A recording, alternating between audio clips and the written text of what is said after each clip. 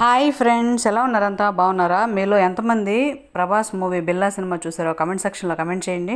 ఏంటి వీడియో స్టార్టింగ్లోనే బిల్లా మూవీ గురించి అడుగుతున్నాను అనుకుంటున్నారా? అయితే వీడియో లాస్ట్ వరకు చూడండి, మీకే అర్థమవుతుంది. బిల్లా మూవీలో మీరు గమనించినట్లయితే మలేషియాలో సుబ్రహ్మణ్యేశ్వర స్వామి విగ్రహాన్ని అయితే ఒకటి చూపిస్తారు కదా, సేమ్ అలాంటి విగ్రహాన్ని నెల్లూరు జిల్లా కనపర్తపాడు సుబ్రహ్మణ్యేశ్వర స్వామి ఆలయంలో అయితే ప్రతిష్టాపించారు రీసెంట్గా.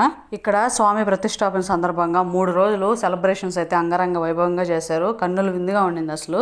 ఈ విగ్రహాన్ని పైకి వెళ్ళి తాకి పూలతో అర్చించే విధంగా సెంటరింగ్ వర్క్ తో అయితే దీన్ని సెట్ చేసి పెట్టారు. పైన నుంచి అయితే చాలా అద్భుతంగా ఉంది టెంపుల్, చాలా పెద్ద టెంపుల్.